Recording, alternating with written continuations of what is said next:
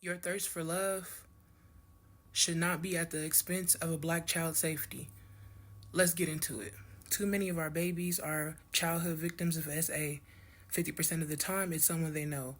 We fail them all the time as black families when they come to us, and we call them liars. We say they're fast. We just dismiss their claims. The parents of 13-year-old Naziah Harris now being treated as a homicide. Today, prosecutors charging a 41-year-old man in the case, a man who they say killed her. He was a classic and expert groomer and pedophile. It's incredibly sad, incredibly unspeakable, and we want to bring justice to her and her family. Naziah Harris was last seen in early January after she got off the school bus. She has not been heard from or seen since. Wayne County Prosecutor Kim Worthy, you just heard there. She says there's overwhelming evidence that shows Harris is dead, but Jarvis Butts is responsible. Sean Lay joining us live. Prosecutors say the 13-year-old was pregnant, Sean, and that Butts was the father. Absolutely. More on that. And keep in mind, here we are right here talking about another Detroit teen, body not found but presumed dead at the hands of someone else. Here the prosecutor says text messages between Naziah and this 41-year-old Jarvis Butts make the horrible link. Here's exactly what we know right now. Behind Wayne County Prosecutor Kim Worthy, a selfie taken by 13-year-old Naziah Harris the day she went missing, January 9th. She is smiling and waving and saying hello. But little did she know that she was really saying goodbye. The prosecutor says evidence confirms 13-year-old Naziah was murdered allegedly at the hands of 41-year-old Jarvis Butts, involved with Naziah's aunt, but text messages between Butts and the teen show he was sexually abusing Naziah, even getting the teen pregnant. You look at that face, and you do not see the horrors that she had gone through in her short life.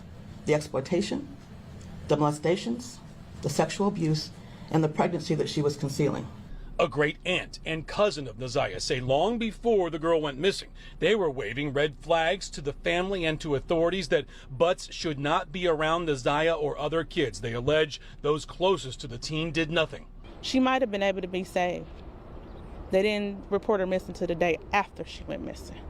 Just the fact that this well-known pedophile was around any of them was a problem for me. Police Commissioner Tamara Smith, you went door to door looking for this girl. Absolutely. It was very important.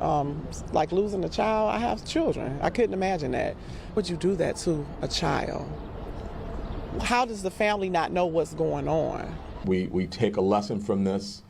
We make strong and good decisions for our children, keep them out of harm's way. We are not pointing out anything that someone did wrong. We just want to make sure people do a lot more things right. Back here live, let's talk about Jarvis Butts.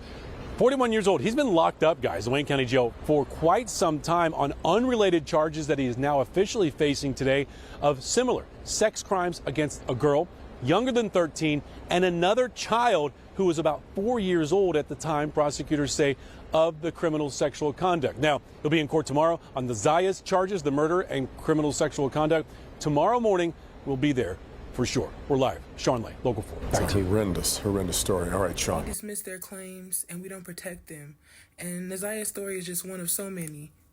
You should never be so desperate for love that you dismiss the claims of children, that you're not paying attention to the changes in the behaviors of a child.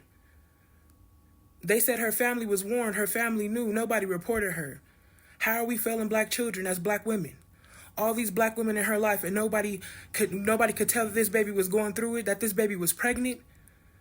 When are black women gonna protect black children that they carry in their wombs? They said this man had multiple abuse cases on his record. A background check is free. It's a couple dollars. Your children's life, the children's safety is not worth a couple dollars. Y'all don't do nothing.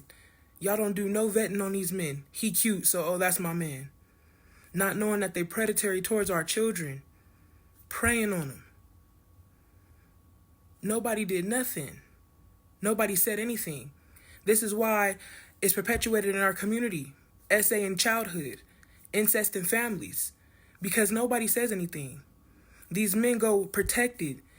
These men can, generation after generation, hurt the next generation and nobody says anything. Nobody calls them out. everybody protects them and not the children. Message.